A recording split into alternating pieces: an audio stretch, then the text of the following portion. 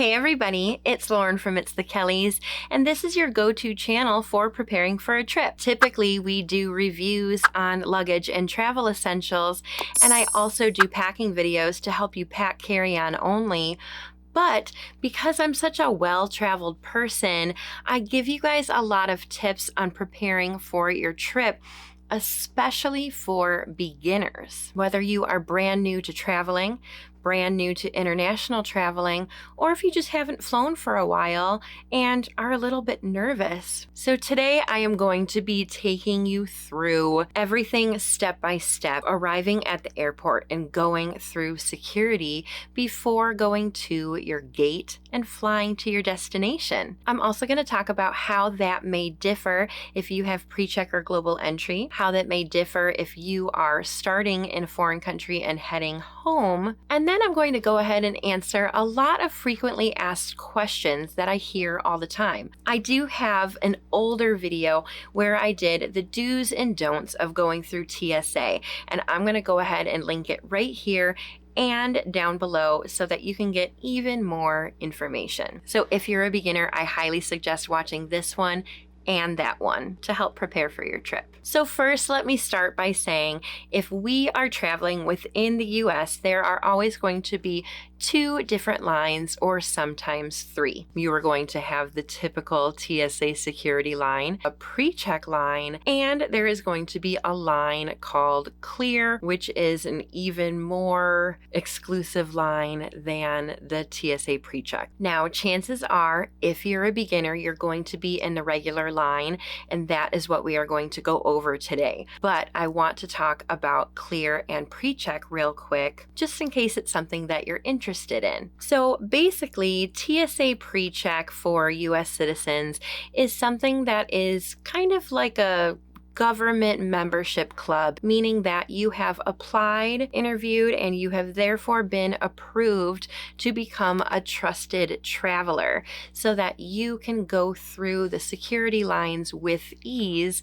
TSA pre-check, the last I checked, is $85 for 5 years. There's also something called global entry, which is $100 for 5 years. That is not only going to include TSA pre-check, but it's also going to include being able to come back into the US really easily without waiting in those crazy customs lines. And then clear is something else that is even more expedited than pre-check. Now, the big difference between the pre-check line and the regular line is basically that we don't have to take off our shoes, our belts, anything out of our bags. We just put our bags on the belt and move forward, and therefore it just goes by a lot quicker. We do it a lot more often, and therefore we do it rather efficiently. You will know if you have pre-check when you look at your boarding pass because it will say pre-check right there on it. So right now I'm going to be focusing on the regular line and not pre-check because chances are if you're a beginner, this is the line that you are going to need to go through. So before you go to the airport, I suggest checking into your flight online and getting your boarding pass that way. This is a very important step to do because then the flight knows that you're planning on coming, and this is also when you can check your seats, and of course this is when you are going to print your boarding pass or have it on your phone as a mobile boarding pass. Now, if for some reason you don't do this, your boarding pass will be available at the airport, whether from a kiosk or the check-in desk. Speaking of check-in desks, this is where you will check a bag if you're the type of person that checks a bag, but if you are a carry-on only traveler, you can actually go right to security. You will have to head to the proper security line for your gate. If it is a larger airport, you will need to pay attention. If you are going to travel out of gate B9, make sure you go to the security for B. You should have your ID and your boarding pass in your hand. Now, the line could be very long, but once you start to get near the front, you should always have your boarding pass and your ID ready to be checked. The worst thing ever is when you get up to the security officer and you have to rummage through your bag to get your ID out, have it ready. If you're traveling internationally, you do need your passport. They are going to check to make sure that the passport is valid and that the name matches the boarding pass. If you're traveling domestically, you just need your real ID. You can use your passport if you want to. If you have a mobile boarding pass, get to that officer with the mobile boarding pass brought up on your phone with your brightness all the way up. Again, if you have to swipe up on your phone, type in the password, find the boarding pass that you screenshot, and then turn up the brightness so that they can scan it. That can take a while and you're just wasting their time. Once you have been checked and cleared to move forward, you are going to go towards the line that they are going to direct you. Sometimes in a smaller airport, there may be only one line, but sometimes there may be several. At this point, you are going to need to get prepared to put all of your items through the X-ray scanner. Now, every airport is going to have a different set of rules based on what you can keep in your bag and what you need to take out for extra screening. If you're traveling from the US and you're in the normal security line, you will need to take off your shoes, your jacket, your hat, sometimes your belt, and put them in the plastic bin. One of the most important things is also to take everything out of your pockets. In fact, if you're traveling, I highly suggest not even putting anything in your pockets until after security. You're also going to need to take out your liquids, which we are going to talk about in just a little bit because there are restrictions. And then you will likely need to separate your laptop, iPad, Kindle, really any electronic that is larger than a cell phone. And then everything else can go through like normal. Now, some countries may be a little bit more strict than others. Sometimes there will be signs that says exactly what to take out. Sometimes there will be TSA agents that are screaming about what to take off of your body or what to take out of your bags. And sometimes they don't say anything and expect you to know. This is when I usually ask, especially because I travel with a ton of electronics. Hi, sir, do you want me to take my camera out as well, or should I keep it in the bag? Or I'll just casually say, laptop's out, liquids out, and then they will just nod and tell me exactly what I need to do. Now, with those items, I highly suggest putting them in your personal item, because if you're going to have a carry-on roller bag, you're not really going to want to open that up to take out things like liquids and laptops. Organize your bag properly to easily get them out and to easily repack once you've passed the check. Once you have put everything in the bin, the conveyor belt will start moving, and then you can head towards the scanner that you will have to go through so that they can scan your actual body. When they say come forward, walk through. If you beep, they might make you go back through again. If you don't beep, they still might make you stay. Make sure that you're clear. And there is a really good chance that you could be randomly selected for some sort of extra security. And at that point, a TSA officer of the same gender will come by and either swab your hands or pat you down. And if that happens, it's okay. It happens often. Just stay calm, answer any questions they have, get your stuff afterwards, and head to your gate. Now, sometimes you head back over to the conveyor belt and not all of your items are there because they are in a separated part of security for extra screening. Sometimes when they're x-raying your item, they just can't really see exactly what something is, and they just need to see it in person. If this happens to you, stay calm, stay polite, let them do their job.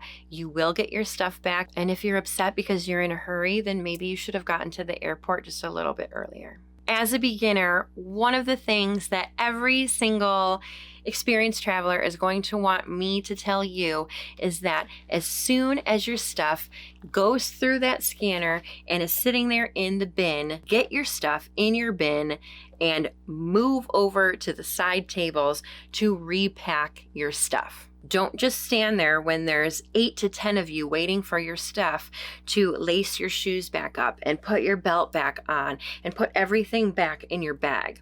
Take it, move, and then repack because you're holding up the line. Once you have all of your belongings back, and trust me when I say double check everything, you can then head to your gate because you are officially cleared for takeoff. Congrats! You made it through the scary part. Now, what I want to do next is talk about the most frequently asked questions that I get about TSA. Once I go through security, is there going to be another security? That all depends. Sometimes during a layover, especially if you're laying over in another country, yes, there will likely be some sort of customs check and sometimes an additional security, especially if you're moving to another terminal. There may also be a little mini security at your gate. This happens a lot when you are in another country and you are traveling back home. The gate doesn't look like just a wide open gate. It actually has a little bit of a plexiglass around it.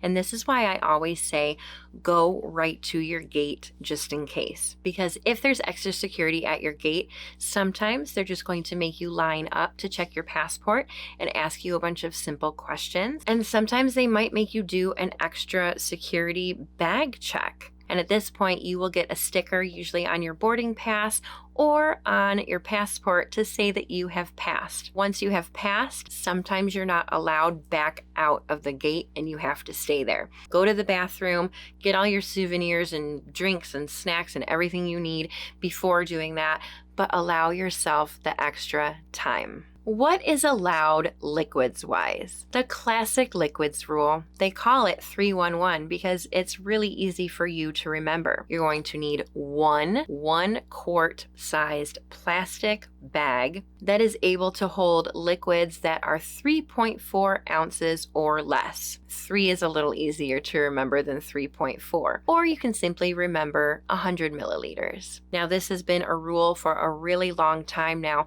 so if you've traveled at all since 2001, you're pretty used to it. But if you're new to travel or you haven't traveled in a long time, this is a rule that is still going on, even though there's been a lot of talk about potentially getting rid of it. You're going to need some sort of clear 1 quart plastic bag. Now, you could get something like this.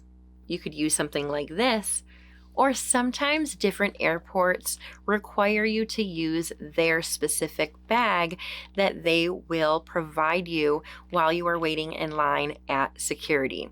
This is very, very common in various European airports. Now, what qualifies as a liquid? I went straight to the TSA website for this answer. TSA officially says aerosols, gels, creams, and pastes all count as liquid. That means things like toothpaste, shampoos, various personal care items, and any consumable liquid. If it's spreadable, it's a liquid. If you have a bigger jar of something but only have a little bit left, it's all about the amount that it says on the jar. It has to be a 3.4 ounce or 100 milliliter container. Now, a lot of you guys are going to ask about makeup, and technically, I am supposed to say that mascara, lipstick, cream blush, obviously liquid foundation counts as a liquid. That is what the official rules say. If you're nervous about something, put it in the liquids bag, especially if you're traveling internationally. There are a lot of airports out there that are notorious for being extremely strict. If you want to know how to limit your liquids by using some solid alternatives, I do have a video for that, especially when talking about makeup and personal care. I'm going to link that right here and down below. And I think it's a really great video to watch, especially for those of you that use a lot of different products to get ready every day. What about food? In most cases, food or snacks is totally fine in your carry-on. Again, as long as it's not a liquid or spreadable. Now, if you're traveling internationally, it's definitely worth doing a good Google search as to what is allowed into those countries, even the countries you're laying over into. For example, sometimes things like nuts and seeds and fruit and different meat either are prohibited or need to be declared. For example, I brought some trail mix with me, ate it on the plane, and then threw it out before I landed in Australia because I knew that wouldn't be allowed. What about powders? Sometimes powders can require additional screening. Now, I have been flagged before for some sort of protein powder that I traveled with, and also too when I bought some beignet mix in New Orleans and brought it home for a friend, and it was totally sealed and everything, but they still flagged it.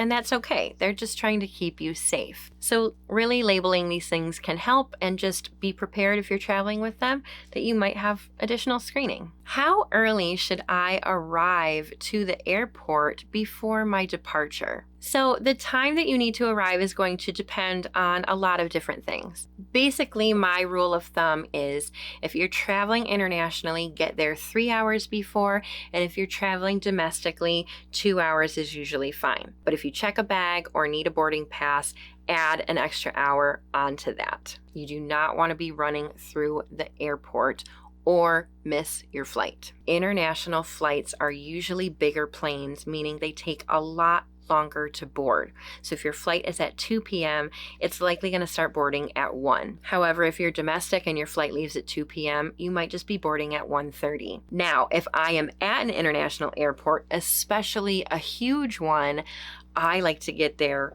super early, at least 3 hours, sometimes 4. Especially because you're not only going to have a security check, but you're also going to have a passport check. And if it's a really huge airport, the lines are going to be insanely long. If you're unsure, ask the concierge at your hotel and they will tell you what they suggest, as well as how long it takes to get to the airport. Also, take this into consideration if you're going to book that 6 a.m. flight. The last question that I have is, where can I find a list of prohibited items that I can't bring through security? Now, a lot of prohibited items are pretty obvious, but some may actually surprise you. It's a really easy Google search to just say, am I allowed to bring nail clippers on a plane? And you should always check from the official TSA website.